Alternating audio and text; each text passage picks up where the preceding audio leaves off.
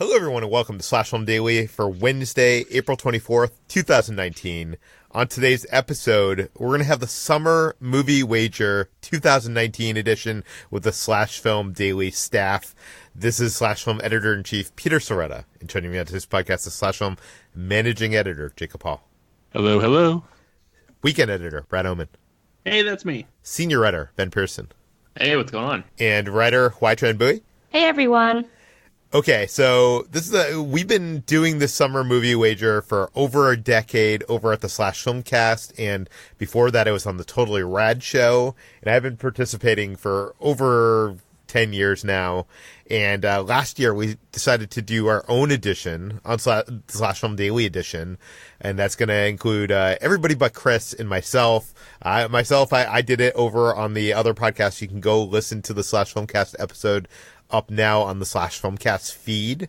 You can hear my picks there, but this podcast is to hear the picks of Jacob, Brad, Ben, and HT. So what is this contest? I'll try to explain it in as few words as possible. You can go to thesummermoviewager.com and get the full rules, but basically we are trying to guess the top 10 grossing films of this summer, and this summer starts tomorrow with Avengers Endgame because Disney said so, and it runs until September 2nd. So that's Labor Day weekend, including the Monday. So it's very arbitrary rules. It's domestic box office, not worldwide. And, whatever the total is after that Labor Day Monday is the total for the contest. And everybody picks 10 movies and 3 dark horses, and you get more points based on if you are dead on or, one away.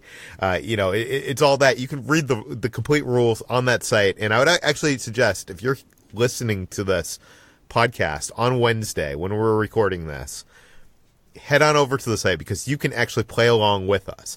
You can actually sign up for a user account. It's very easy, and pick your 10 films and 3 dark horses and play along all summer long and see who wins. It won't be any of us, so it'll probably be one of you listening.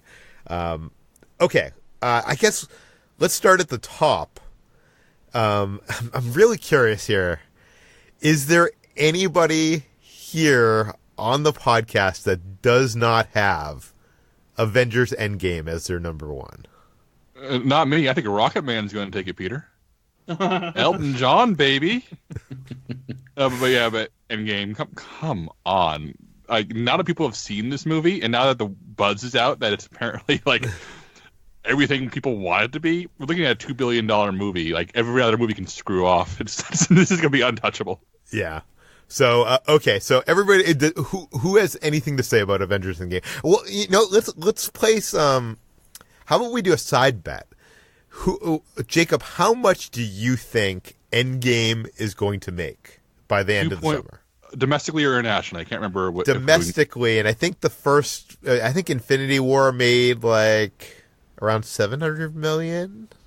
I think Endgame will tap out at $767 million. HT, how much do you think it will make? Oh, we're Price is writing this, are we? Yeah. Wait. Do we win if it's above or below? No, Price is Right rule, so if you go over, you lose. Yeah. Okay. So, Infinity War domestic, $678 million. So, Endgame. But that's for its entire theatrical run, not just the summer. Right. Oh, that's that's true. right. Oh, jeez. So we're doing just the summer? But here, guys, this has all of May.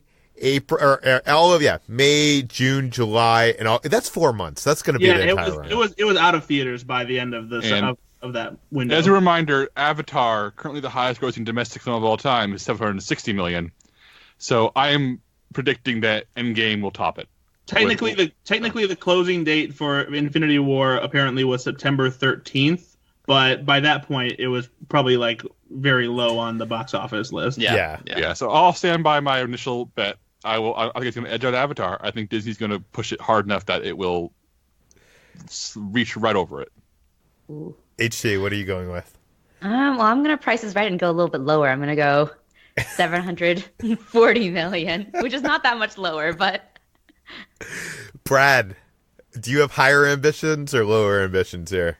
I'm gonna go a little bit lower just because it's gonna be tough with that 3-hour runtime. So I think I'm gonna just go 725.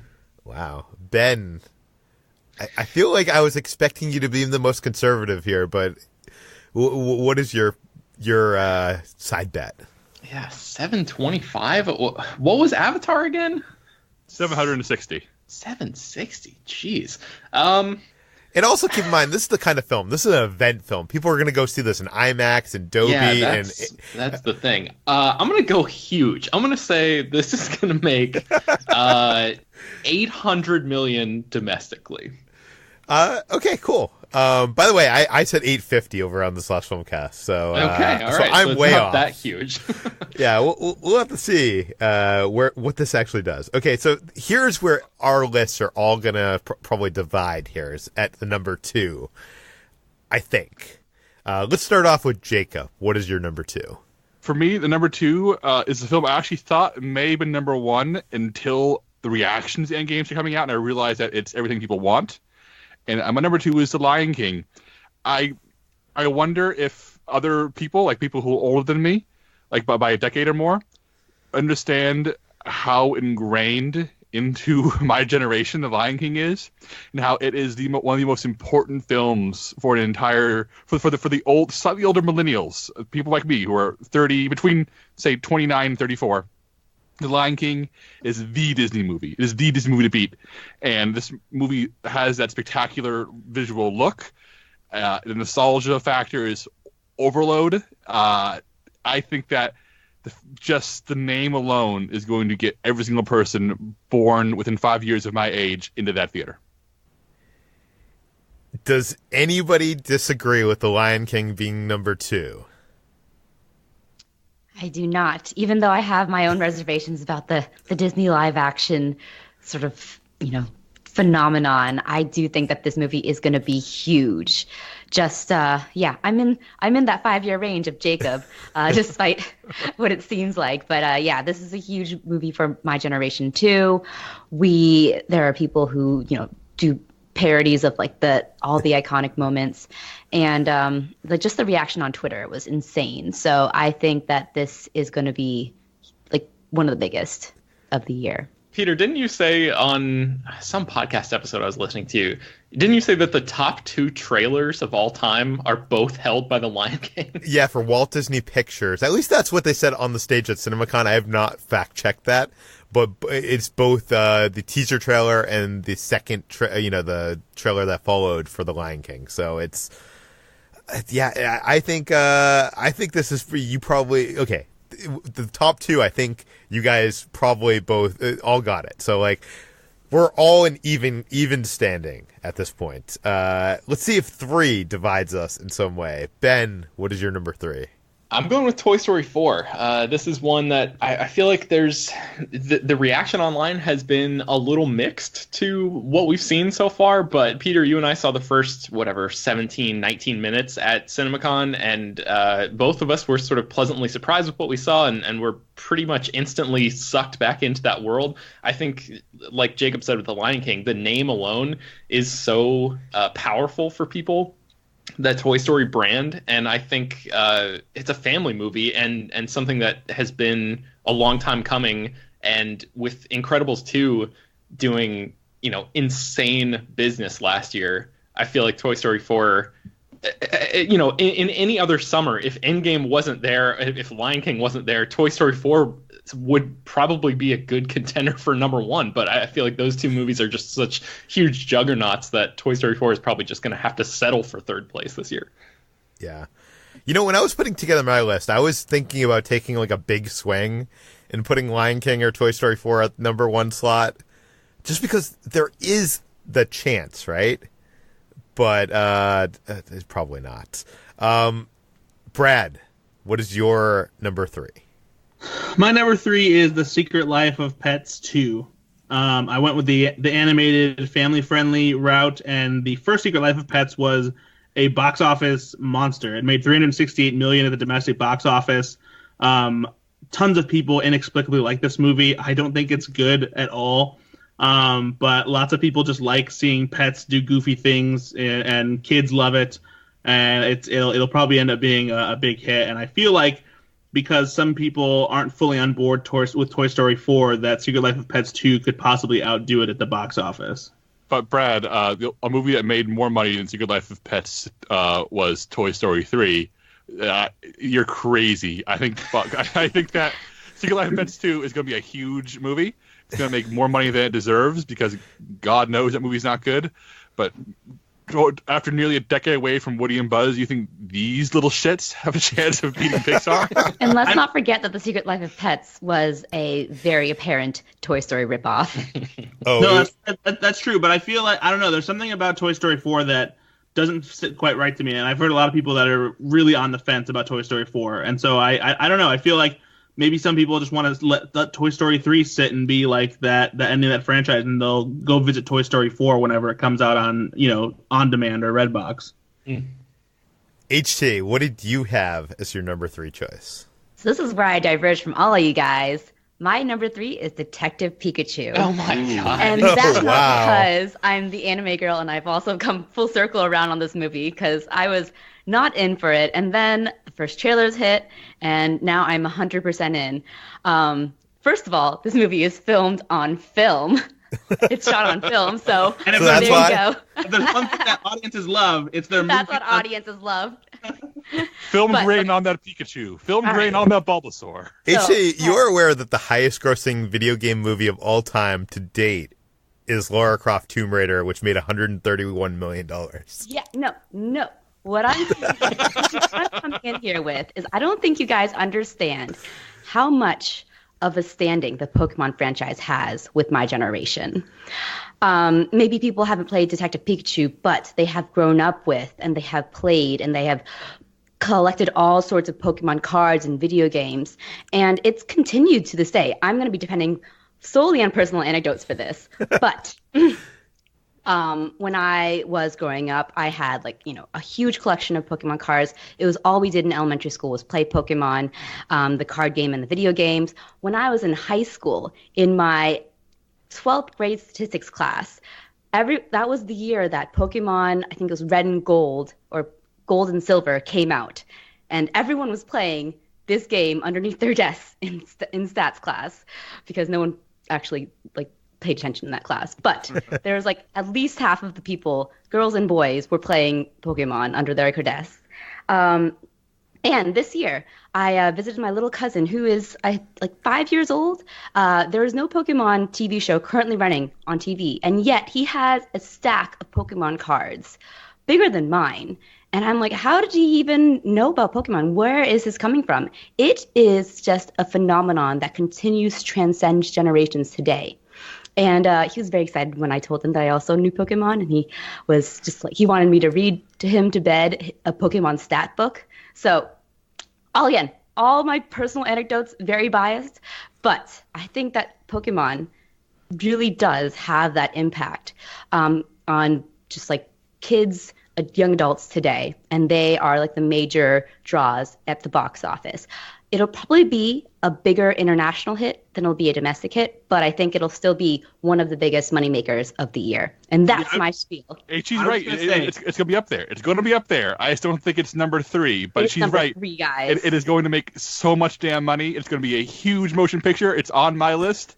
It's not number 3, but HT is 100% right. Every single person born after 1987 has an affection for Pokemon, and they will all see this damn movie. Yeah, but it was. I think that pointing out the international box office is the key here. If we were playing global box office, sure, Detective Pikachu number 3 makes perfect sense. But I don't think domestically it's going to be. You really think Secret Life of Pets 2 is going to beat Detective Pikachu, Brad? Oh, by a long shot, yes. Absolutely. Especially because, go back to Pokemon, the first movie, which was released during the height of Pokemon's popularity when it surged in 1999. That movie only made $85 million. But that was animated, Brad. That was when the appeal of Pokemon was a generation of 12-year-olds with Game Boys. Now those 12-year-olds are 30-year-olds with families who they've raised to love Pokemon, and now it's generational, and it's a much bigger deal now than it ever was then. Nope, it's gonna be lower. Sorry. I don't even think it's going to be in the top 10. I'm gonna win, Ben, guys. Oh wow. Ben, you saying that is the dumbest thing anyone said ever on the Slash Film podcast. All right, we'll see. I will say this: while we're on the Slash Filmcast, I put this movie at number 4, and I was relentlessly mocked by the other hosts. None of them had it in their top 5. So HG, I hope it does well, but maybe not as well as you think it's gonna do. I hope it does just a little worse. Jacob, you haven't told us your number 3 yet. Oh, it's Toy Story 4. Come on. Okay. So that is everybody's number 3, right? Yes. Yeah. Let's move on to number 4. Let's start things off with Jacob. What is your number 4? Because people are terrible and people have terrible taste in terrible things. Secret Life of Pets 2 is going to slip in number 4. The first movie was a monster. Universal Studios building a freaking theme park ride built around it. Universal is going to lean heavily on their 20,000 trailers, each featuring one of the 20,000 characters I don't give a crap about. But every single child in America is going to want to see them Secret Life of Pets 2. And all the parents are going to say 90 minutes of quiet in a dark theater to cure my hangover. Okay. And it's going to happen. Brad, what is your number 4? I flip-flopped and I put Toy Story 4 in the number 4 slot. Like I said, I don't think it has the power as the previous Toy Story movies. I think it'll maybe fall short of expectations a little bit. And I think it could end up being close with Secret Life of Pets 2, but I don't know. Like I said, there's something about Toy Story 4 that doesn't feel quite as appealing to me, and I feel like it. Some people are going to hold back and not go check it out. So you're saying mainstream America is more for the poop humor than they are for the Pixar. The humor. Oh, absolutely. Have you seen the things happening in our country lately? Ben, what is your number 4? I'm with Jacob on this one. I think Secret Life of Pets 2 slides in at number 4, and for the reasons that everybody has already said. Okay, now I'm really curious because HT had Detective Pikachu as her number 3. So what movie did she pick as her number 4? Was it Toy Story? Was it Secret Life of Pets? Was it, which one was it, HT? It was Rocketman. No, just kidding. It's Toy Story 4. I like that Rocketman also has become the butt of the jokes for this podcast. But Toy Story 4, it's going to be a big one, even though I have the same reservations as Brad in terms of I think people aren't just as excited for this movie because Toy Story 3 was such a perfect ending, but it has the nostalgia factor. It has, that super talented cast, the Pixar brand, and people are going to come in for a Pixar movie. It's easy over the summer because parents know exactly what they're going to get with it, and that's why it's number 4. Toy Story 4 at number 4. I'm really wondering if anybody has Rocketman on their list, but we'll get to that, I guess, when it comes, or if it comes. Jacob, what is your number 5? This is where I'm taking a swing, and I hope I don't miss, but I put Godzilla King of the Monsters, and the first Godzilla, if you look at the box office, had this massive opening weekend, and then it kind of plummeted as people realized that Gareth Edwards made this monster art film, and a film I genuinely like. I loved Gareth Edwards' Godzilla, but it's not a crowd pleaser. But King of the Monsters has leaned so heavily in its marketing to showcase, hey, this is the biggest, baddest monster brawl of all time. It's crazier looking than any monster movie. That beautiful first trailer. It's just all the destruction of a Transformers movie, but without the Autobots and Decepticons, but monsters who actually have clear looks. So I'm going to have faith that people want these giant monsters, and that King of the Monsters will be as good as it looks. I'm putting it at number 5. Brad, your number 5. My number 5, I decided to ride the Disney wave again, and I put Aladdin as a number 5. Even though people are shaky on this one, I think it's the kind of movie where, just like The Lion King, nostalgia will have people wanting to go see it. And for those who think that it doesn't look that great, I think that it looks like the kind of movie that they're still curious enough to want to see how bad they think it will be and how weird it is to see Will Smith as the genie. So I think there's a potential there to draw in even the people who aren't sold on it being good, that those people will still go see it, and it'll still be a big hit for Disney. Here's my question for you, Brad, because this is something I fought with, because I think Aladdin's the kind of movie that has a massive opening and then immediately trails off as people realize, oh, this is a Guy Ritchie movie. Ugh. Do you think an opening weekend will be huge enough to keep it this high? I'm curious what you think there. I hope. I mean, I think so. Aladdin is probably the, I don't know, maybe the second most popular Disney movie to come out of that '90s era, like those glory days, when Disney had that huge comeback with animation. So I feel like it definitely has the potential for staying power. Especially because it's summer, kids are off school, families are going to the movies all the time. So I think that it's got the potential there to still rake in money on the long term.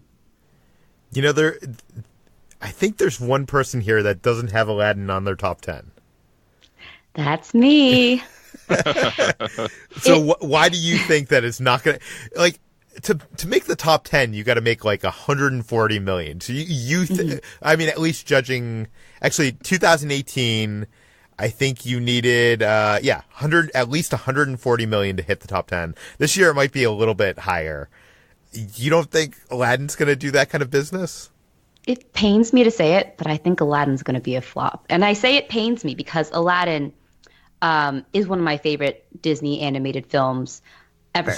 And with every trailer I've seen, it's disappointed me more and more. And I do think that it's possible for a Disney live action movie to flop. We saw that with Dumbo. Yeah, exactly. We saw that with Dumbo. Dumbo doesn't nearly have the same just like nostalgic standing as Aladdin does because it's from an earlier classic time. But we've seen that, the Disney live action formula isn't always a hit. So I just think that all the elements that are making Aladdin so shaky and, like how it looks so cheap and how it's even when it pulls out the strings, pulls out the stops with like its songs, I think it just doesn't garner the same excitement as Lion King does. So I think it's not even going to be in that top 10. Wow. Okay. I think not putting it in the top 10 is a huge mistake because even Cinderella, which I've never heard anybody say they outright love, made 201 million at the box office, and it came out in March. So I feel like Aladdin has to be in the top 10 somewhere. Cinderella is like good though. I mean, it's fine. It's not terrible. I get the feeling that Aladdin will be terrible. Brad, there's no use trying to reason with a person who put Detective Pikachu that high. Detective Pikachu is going to beat all of you guys. Guys, HT is going to be proven so right here because I didn't even put that high, but she's 100% friggin' right, and you guys are going to suffer for this. There is a Detective Pikachu. Oh, no, there's a Pikachu plane. Like, I think there's some sort of Pikachu plane, like, flying in Japan somewhere. I've seen it. I don't really know what the airline is called, but there's a Pikachu plane. Yeah, and the only other plane I know that takes on a character is R2-D2. So, I mean, that puts it on the level of Star Wars, just with that evidence alone. Okay, so wait, where were we? I don't even remember where we were. We were still at number 5. Has Ben shared his number 5 yet? I have not. Yeah, what is your number 5, Ben? My number 5 is Spider-Man: Far From Home. I think on the heels of Endgame, just like Ant-Man and the Wasp performed pretty well last summer, I think people are still gonna be hungry for what comes after the end credits of Endgame, and everybody loves Tom Holland. I mean, he's so great, and we still, I'm not even going to continue down that path, but Tom Holland is great as Peter Parker. He's so much fun. The trailers that we've seen so far for this movie look, interesting. And Jake Gyllenhaal, I mean, that's another great addition to the MCU. So I feel like there's enough there to, even if the movie isn't great, it's like a lot of these movies on my personal top 10 are not movies that I'm super excited about or like very passionate about, but just trying to take a step back and look at things from like a macro, what are the American public going to flock to? I feel like Spider-Man: Far From Home is pretty high up there. All right. The thing in support of your argument here, Ben, is Spider-Man: Homecoming, which made 334 million domestically, which is big, but in the Spider-Verse, a much better movie, only made 190 million. So explain yourself. And that's animation though, and I feel like there's still the that like divide where people, some adults and even especially teenagers and stuff probably still look at it as like, oh, that's kid stuff. It's an old argument that has been disproven time and time and time again. But I feel like that's a realization that people have to come to with age. Like, oh, I don't actually have to avoid these movies because they have things, just because they're animated. But I think I think the live action thing is a whole different ballgame. I mean, I know that there's like an entire generation of young girls who lose their minds for Tom Holland, and that's a part of the box office that I think is consistently undervalued, underrepresented, targeted. And even though Far From Home is like a superhero movie, I feel like putting Tom Holland in the lead and having this movie, where he's like on vacation from high school, it's catering to a demographic that doesn't always get their just desserts, I guess. So I don't know. I feel like there's a lot riding on it and a lot there, and it makes sense for it to be at number 5. But Ben, HT knows a lot of people that like Pokemon, so I do. HT, what is your number 5? My number 5 is pretty predictable as well. It's also Spider-Man: Far From Home for all the reasons that Ben said. It's a Spider-Man movie. It's got Tom Holland. There's a lot of the first Spider-Man: Homecoming had a lot of success, and I think that this will follow up, especially following Avengers Endgame too. It won't quite have the same kind of after effects that Infinity War had, but I think that people are still eager to see MCU movies. And yeah, Jake Gyllenhaal, he's a hottie. Well, that's another question. You bring up Endgame. Do you think, like, after people see Endgame, and I know actually Jacob and you are the only two people that haven't seen it here. Do you think, like, with that being such a finale of the last 10 years of the Marvel Cinematic Universe, that, like, it might not leave people, like, usually there's Marvel, like, ends the film with, like, an end credit scene that, like, teases the next one, and you always, like, it's like a addictive, binge-worthy TV show that you got to see the next one. But this is, the start. I guess it is. Kevin Feige says this is the last chapter of Phase 3. But to me, it feels like, is there going to be less interest? I think that is a really good question. And it is kind of a toss-up whether people will see Endgame and be like, oh, that's it. I don't need to watch anymore, or like they don't have as much investment in the next one. But no, I think that there still will be interest. I think that general audiences won't be like, okay, that's the final chapter, so I can just like log out from here. I think people have short memories too. And Endgame is opening this weekend, and Far From Home doesn't open until what, like early July or something. So that's like what is that? June, it's like 2 months or something, like 2 full months for people to, move on with their lives and go about other things. And I feel like that's probably enough time for people to get psyched about another Marvel movie. So I don't know. No, good point. Moving on to our number 6 film, Jacob, what did you have in the slot? A movie I regret not putting higher. I would have swapped it with Godzilla at number 5, especially after talking about it here. Detective Pikachu. This movie, I honestly believe the top 7 movies on my list will crack $300 million domestically, and Pikachu is going to be one of them. Because I straight up do not think half people on this podcast understand how popular Pokemon is, how beloved it still is, and how big Pokemon Go was, and how big the new one coming out is going to be. It is unreal how people are emotionally connected to Pokemon, and it's going to be massive. Wait, yes. You said how many movies are going to break 300 million? I think my top 7 will. You do realize last year there was only 3 movies? Yes. Okay. I mean, you know what? Jacob's not like this. That's not that sounds like a ridiculous, prediction. But the movies this year seem to be of a like higher, bigger franchises, higher caliber than last year. All right. I just want to point out real quickly. My list so far: Avengers Endgame clearly going to get over 300. Lion King clearly over 300. Toy Story clearly over 300. Secret Life of Pets 2 clearly over 300. Godzilla, maybe. I think it will. I think it has a very strong chance. Detective Pikachu, 100% yes, it will. God damn it. Okay. Brad, what is your number 6 film? My number 6 is Spider-Man: Far From Home. I think it's a no-brainer that the next chapter in the Marvel Cinematic Universe is going to be a big hit. People love Tom Holland as Spider-Man. His death in Infinity War was one of the most harrowing of the entire movie, showing how much people love that character and his iteration of it. And I think people are going to be interested in seeing what happens next after Endgame, even though Endgame does feel like this period on what happens in the Marvel Cinematic Universe up to this point. People will still want to see what happens next with Spider-Man. And honestly, I've been surprised how intrigued people are when they see Jake Gyllenhaal pop up on screen as Mysterio. They're like, "Whoa, wait, what? Like, what's Jake Gyllenhaal doing in a Marvel movie?" So I think it's going to have a lot of draw because of that. It'll definitely ride the coattails of Endgame with the Marvel hype. And as we've seen, all the movies in the Marvel Cinematic Universe now still have a really big draw. Even the Ant-Man franchise, which is the lesser performing of the entire MCU roster, still makes big cash at the box office. So Spider-Man, I think, is going to be right up there.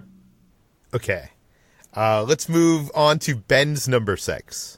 My number 6 is Aladdin. This is a movie that I'm pretty sure I'm going to hate, even though I really hope I don't. But everything I've seen thus far, I'm not fully sold on this. But I think, like I was saying before, I think America is just going to lose their minds for this movie. I think there's so much built in. Like everybody said before, I feel like Lion King and Aladdin are like the number 1 and number 2 slots of that sort of prime Disney 90s era.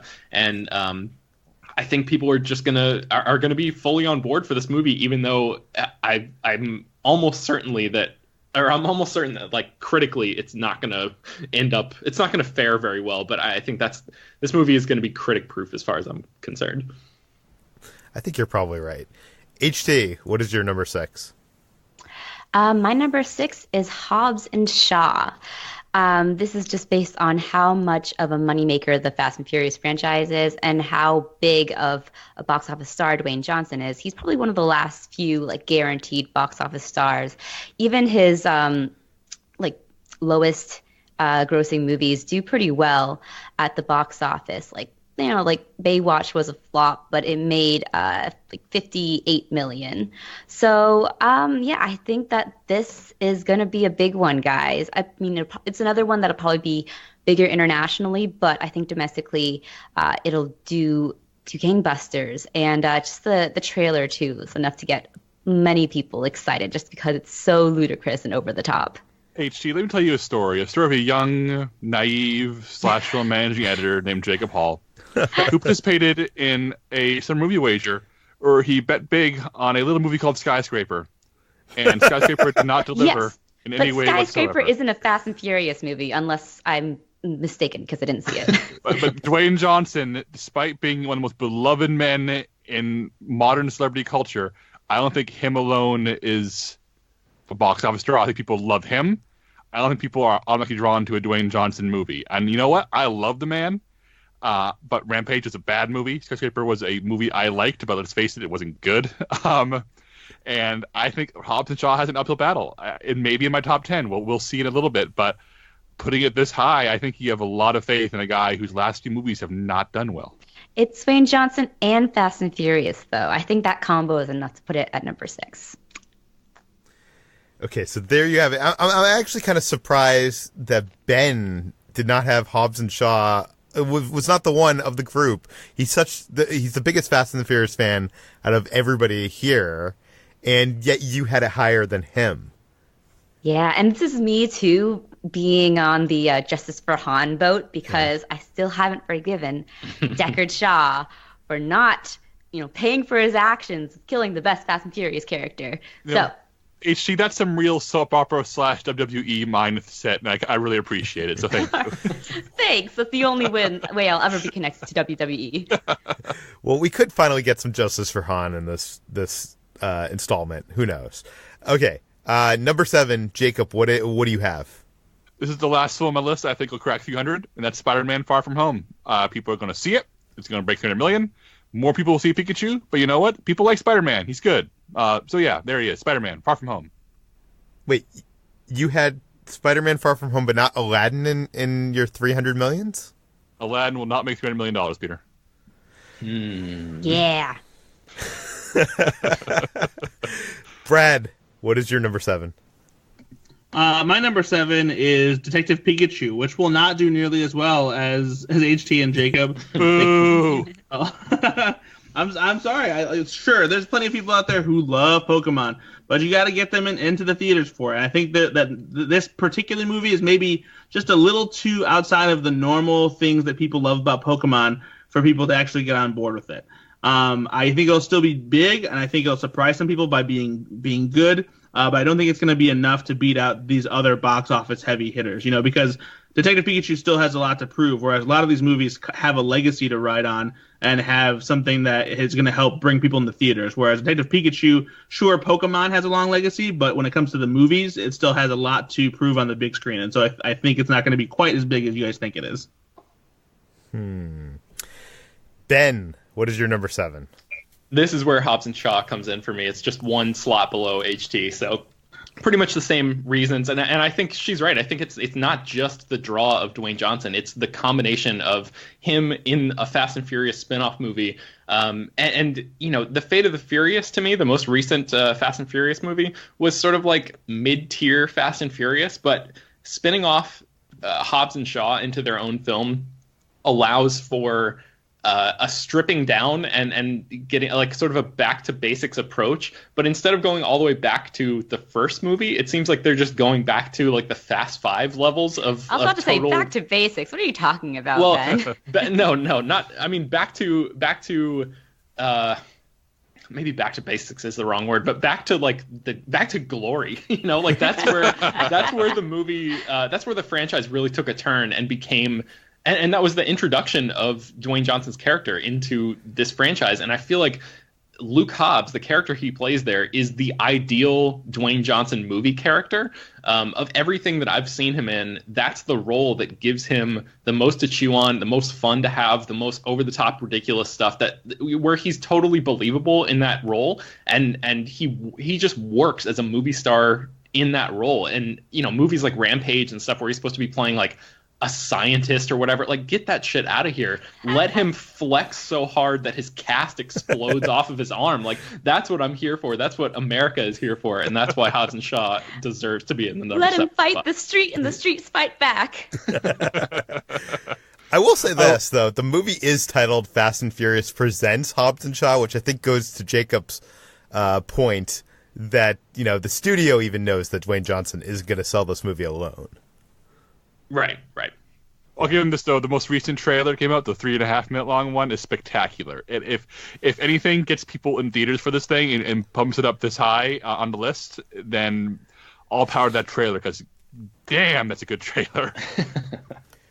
HT, what is your number 7? My number 7 is Godzilla, King of the Monsters. I just think that this is going to do big. I don't really have an investment in this franchise, but I do think monster movies and kaiju movies in particular are, they're pretty big draws in the summer. And the addition of the classic kaiju like Mothra, Ghidorah, and other fellow Godzilla compatriots will make this a pretty big,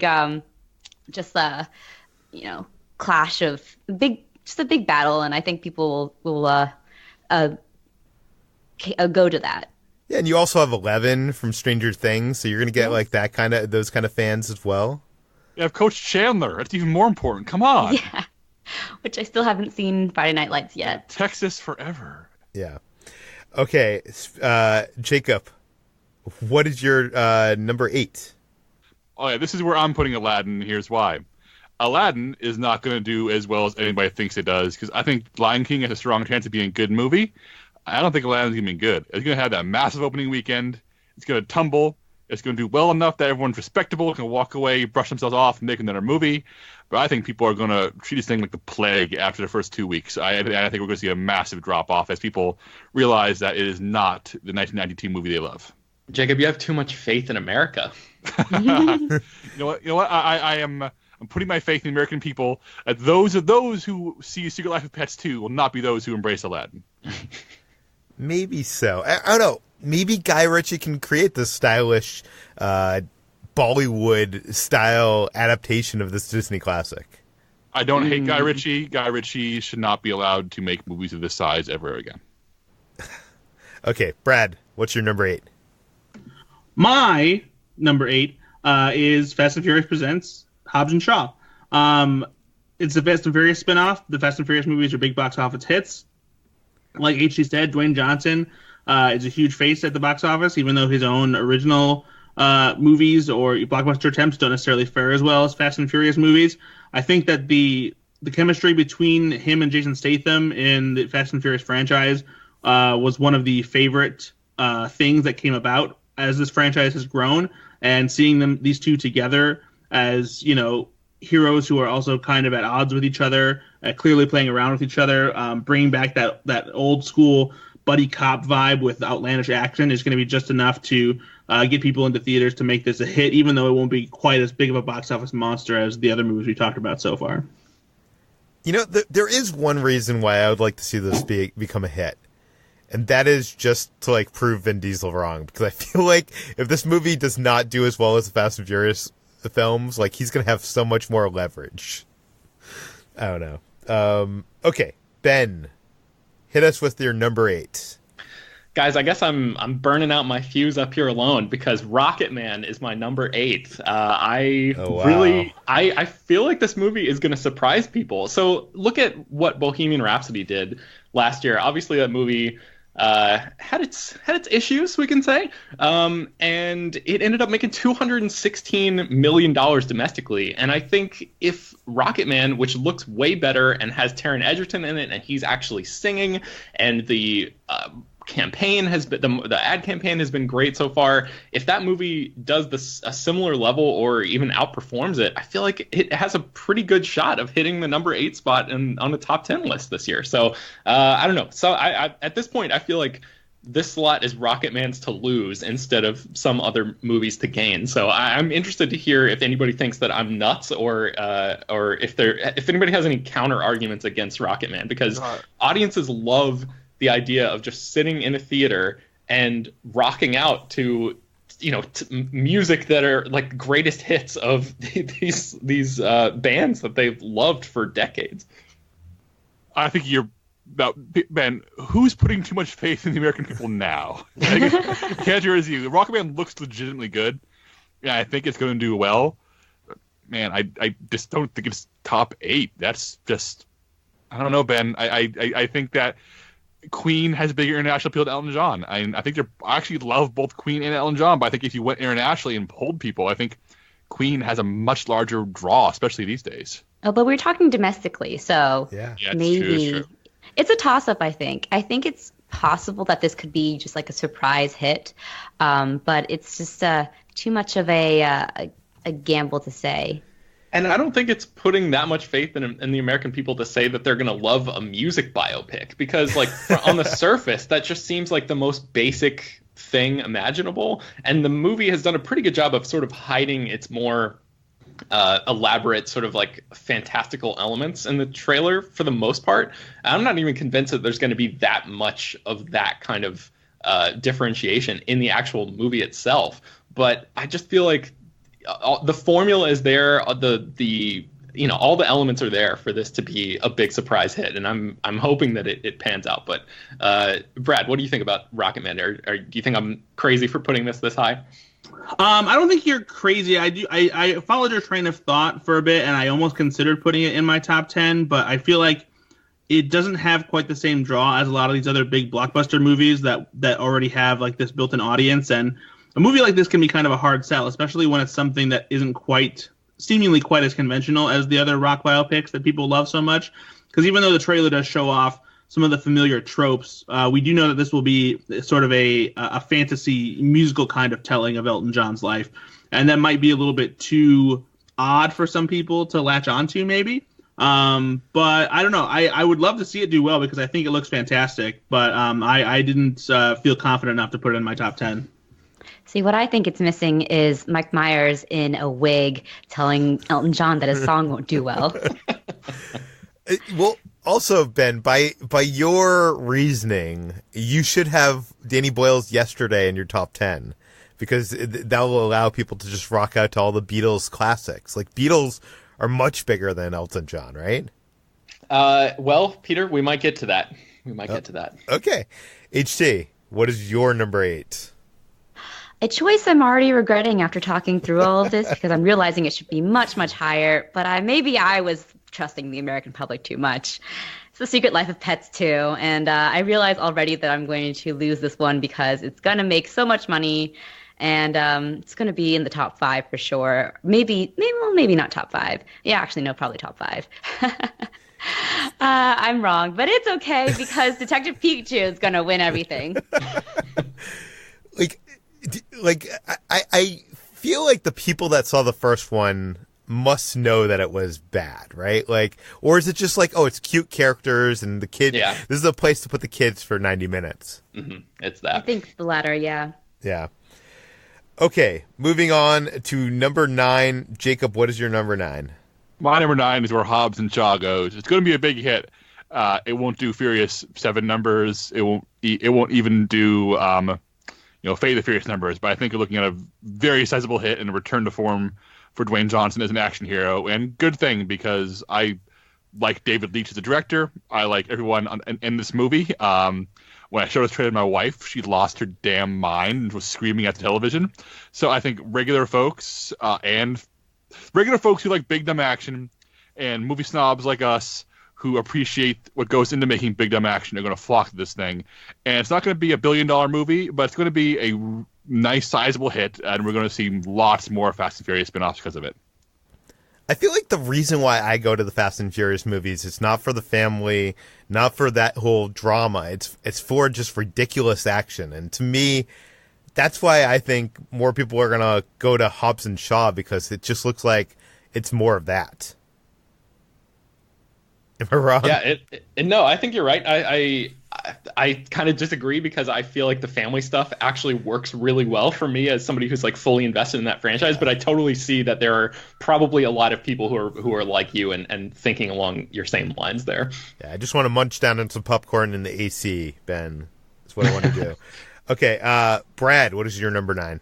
My number 9 is Godzilla, King of the Monsters. Godzilla obviously is a huge franchise. I do think it's lost some of its luster over the years. It isn't quite as popular with general audiences as it is with people who have just loved Godzilla for as long as it's been around. But this movie does look massive and bigger than any other Godzilla we've seen before. Bringing in all the other monsters is a huge draw. It really looks like it will deliver on the exact kind of movie that people want to see when it comes to a kaiju fighting movie featuring Godzilla. So I hope that it will be a big hit, even though it's not something that I think has the kind of draw to bring in as much money as the rest of the movies. Okay, Ben, what is your number 9? I'm also going with Godzilla, King of the Monsters. The 2014 movie made $200 million domestically, and I think this one just looks so gorgeous and like colorful and ethereal, and so I feel like that might draw some people in who might be sort of on the fence about it. Just like the aesthetic, the visual style of the movie might attract some people, and then obviously the kaiju elements and the smashing and summer action and all that. I feel like it's the perfect storm for a number 9. HT, what is your number 9? My number 9 is Once Upon a Time in Hollywood, the new Quentin Tarantino movie. And this is one that I was kind of wrestling with because Quentin Tarantino, while he has a huge standing in, film cinephile lovers circles, he doesn't quite have like the mass appeal, despite like his film becoming like cult hits and classics. But I do think that Once Upon a Time in Hollywood could become a major hit this summer.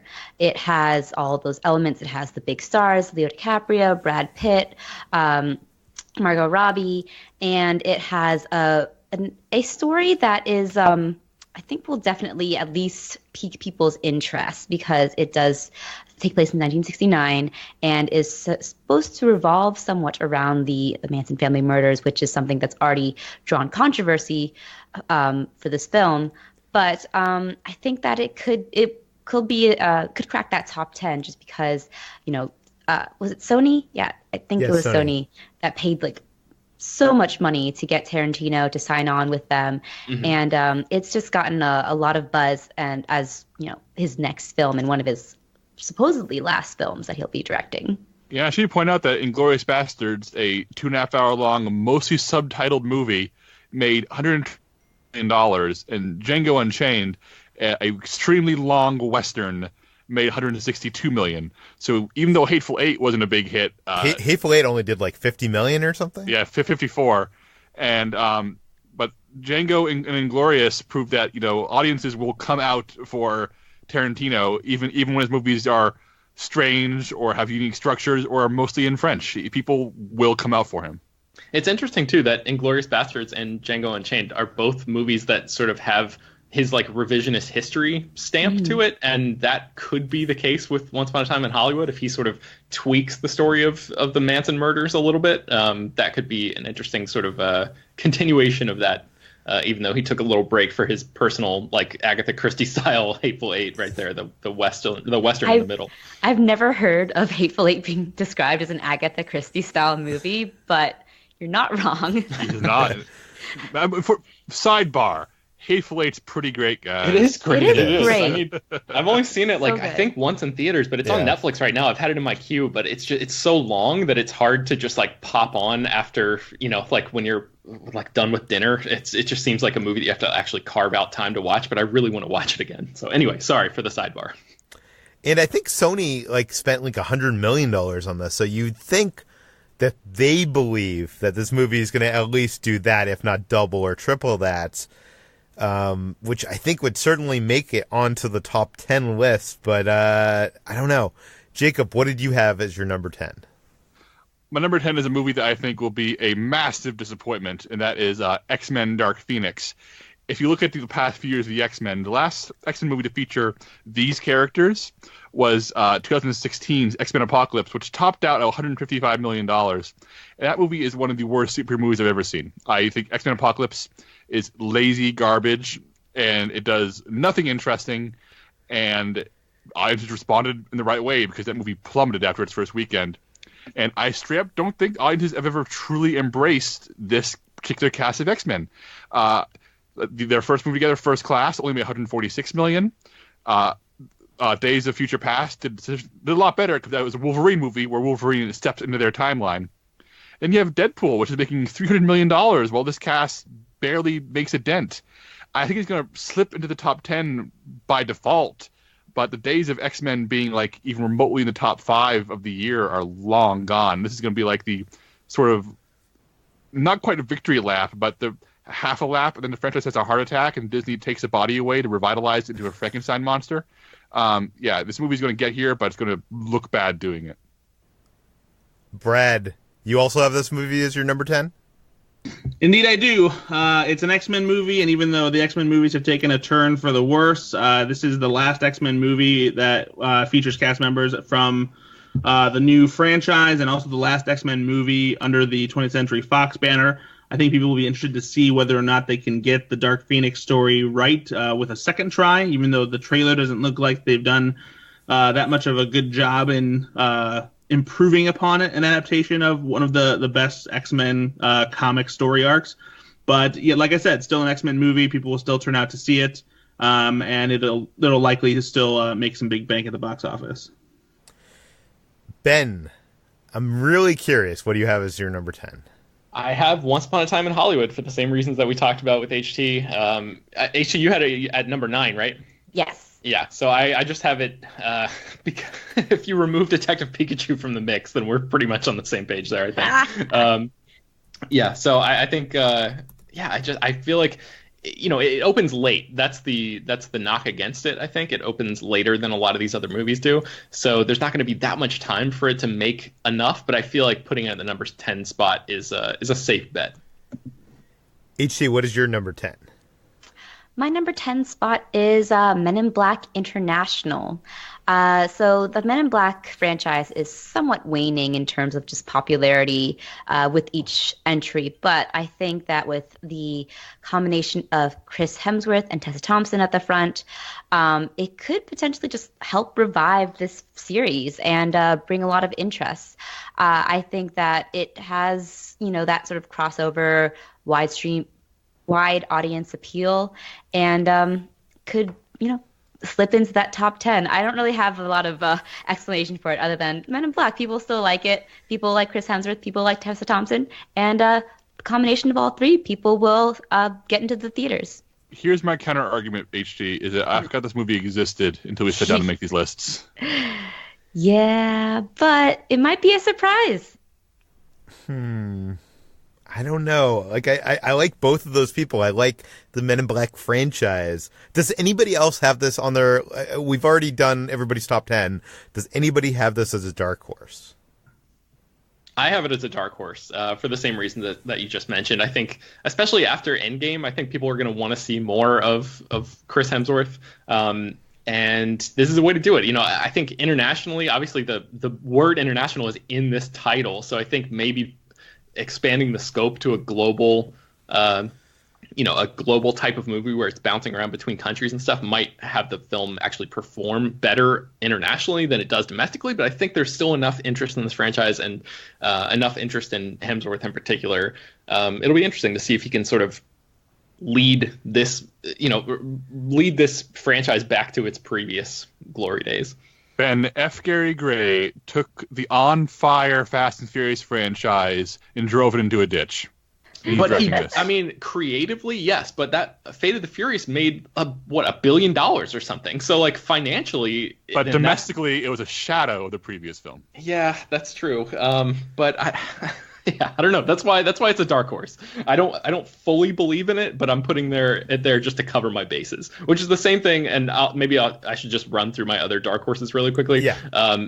Detective Pikachu is in there for that same reason. I don't fully believe in it, but I feel like it could. I didn't want to completely dismiss it outright, so I have it in the dark horse section. And then Peter, as you alluded to yesterday, the Danny Boyle movie about the guy singing the Beatles songs is also in my dark horses, just because. That same mentality of, like, people love going to the movies and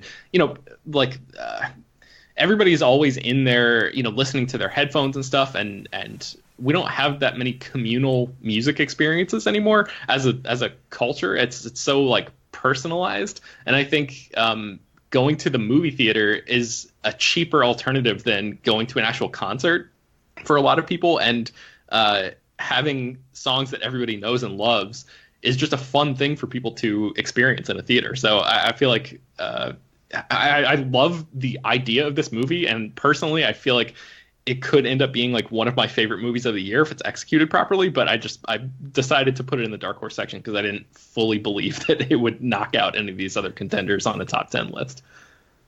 See, yesterday I feel like is one of my most anticipated films of the summer, but I'm not on drugs, and I did not put this in my top 10 or in my dark horses, because, Danny Boyle has never, I guess Slumdog Millionaire made a lot of money, but aside from that, I don't know. Does anybody else have yesterday in their dark horses? I, too, am insane, so no. It's in my dark horse because I also believe, you know what? Maybe I am on drugs. I'm not on drugs. I also believe that a musical film that is anchored by, like, hits that everyone loves from the Beatles will become a sleeper hit. I think we saw that with Mamma Mia, Here We Go Again. And even though that, those were all covers as well, I think that there is an audience for this, and that people, because they're familiar with it, because it looks like a fun, unique, inventive movie, they will go in and see it. But I am also, like, not sure if it will crack that top 10, but I do think that it will make money this year. Okay, Jacob, what are your dark horses? My first dark horse is Once Upon a Time in Hollywood, for all the reasons outlined earlier. I think it has a very strong chance of cracking the top 10, but I feel more comfortable putting it here. I think it's going to make a lot of money. I think it's going to be a big hit, and I'm excited to see it. My next one is Rocketman, because I think it will do very well. It just won't do Bohemian Rhapsody numbers. And my final one is a film we have not mentioned at all yet. And this is honestly a choice from my heart rather than from my brain. And that's John Wick Chapter 3. I've been on the record for this being my favorite action franchise of the modern era. It's, to me, what Fast and Furious is to Ben. Everything about this series matters a lot to me. So part of me is leaning on it for those personal reasons. But if you look at the actual numbers, John Wick Chapter 2 made more than double the money its predecessor did. And I'm starting to wonder if John Wick Chapter 3 may not double Chapter 2's box office, but could have a significant bump over it, because Lionsgate's moved John Wick into the summer season. They feel confident enough that he can hang with the big dogs, and in a summer full of PG-13 superhero fare, I think people want some headshots from Keanu Reeves. And people want some R-rated movies. I guess some of you put Once Upon a Time in Hollywood, which I'm guessing we're assuming is R-rated. No, it's gonna be PG, Peter. Tarantino's first PG movie. It could be a PG-13. You never know. Last year, Deadpool 2 was one of the highest films of the contest, and that was R-rated. So, there needs to be something here for adults, right? Yeah, and Tarantino and John Wick. Like I said, 43 million Wick Chapter 1 and 92 million for John Wick Chapter 2. I mean, I would not be surprised if John Wick Chapter 3 hits 150, if it actually has some momentum, or at least 120. I mean, people have discovered these movies at home and love these movies, and the success of the second one proves that, and I think there's space for it to be a big hit. Okay, Brad, what is your dark horses? Literally all three of my dark horses are exactly the same as Jacob's for a lot of the reasons that he said. I love John Wick as a franchise. I think the third one looks to ramp up the action even more, and I think that the appeal is much broader as the franchise has continued, which is why it's being released in the summer. And it's a different kind of blockbuster action because we don't often see a lot of big R-rated studio movies hitting theaters during the summer because they don't make as much money since the audience is a little bit more limited. But I think that this one has the potential to maybe rake some in after how much people love the first two John Wick movies. Rocketman, I have a lot of faith in it. I think it'll be very cool. The appeal of Elton John's music isn't quite as big as Queen. But people, love a good rock biopic about their favorite artist, and Elton John is a massive performer.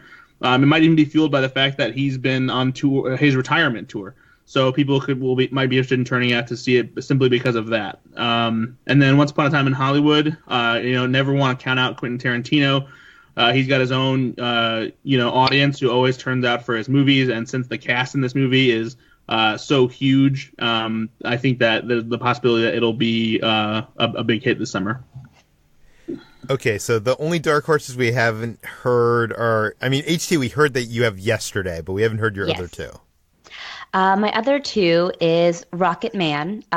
Ben mentioned it in his top 10, I think. By the way, everybody was making fun of Rocketman, but it's on everybody's list somewhere. I know, I was shooting on it before, but I do think that it will be a hit because, the Bohemian Rhapsody formula we saw last year.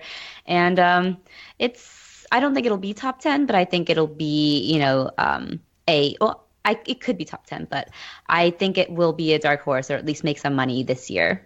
What about Flarsky? No one's mentioned Flarsky. Long shot, baby. If it was named Flarsky, then maybe. Yeah, the long shot's just too generic of a title. What else do you have, HT? And my third dark horse, because I'm a coward, despite me earlier shitting on Aladdin, I do think Aladdin could potentially, not be a total flop.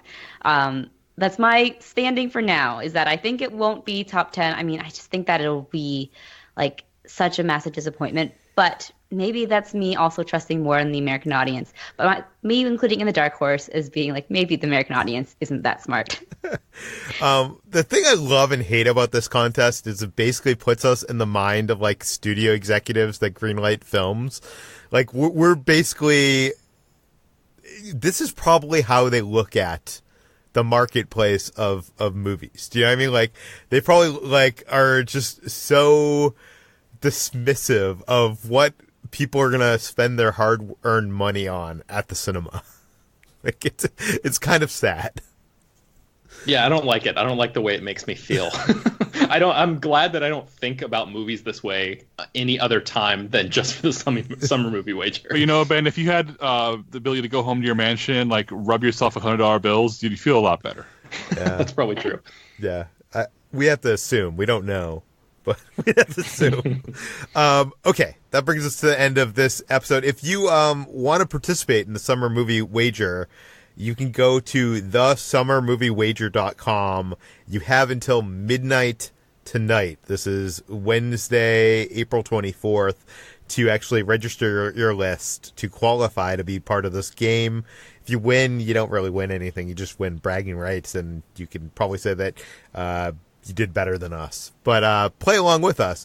And Dennis, who is the guy that runs this website, he also has a Twitter account that he does daily updates on the box office, and it's kind of like a play-by-play commentator of sorts for this game, so it was just kind of fun to watch. And I'm wondering how we're gonna how this team, the Slash Film Daily team, is gonna fare against the Slash Filmcast proper team. Peter, if we win, we get their show. What? If we win, we get their show. I think that's the deal, right? No? We're taking over Slash Filmcast. Most Yeah. ambitious crossover ever. Someone call David Chen and tell him his days are numbered. Yeah. And Peter, is that midnight Pacific or Eastern time? You know, you'd think I would have that information. Let's see. I think it is, and I'm looking this up as we speak, it is midnight Pacific time. So there you go. So you have until tonight, midnight Pacific time. It's pretty easy. You just gotta pick a nickname and put your email, and then you just put the 13 films in. It's very simple. So go head over there and do that. You can find more of all of us at slashfilm.com. You can find this podcast published every weekday on iTunes, Google, Overcast, Spotify, all the popular podcast apps. Please feel free to send your feedback, questions, comments, concerns to us at peter@slashfilm.com. And please rate and review our podcast on iTunes. Tell your friends, spread the word, and we'll see you tomorrow. You Detective Pikachu deniers are crazy. You are soon going to see the light. And the light is electricity coming from Pikachu's tail. With Ryan Reynolds quipping in my face about it. Go Yeah. Charizard! Burn down Ben's terrible box office predictions. Hey, I won last year, so. You know what? Oh, you last did, year was that's last year. This is this year. You know what this year is? This is the year of Detective Pikachu. It is.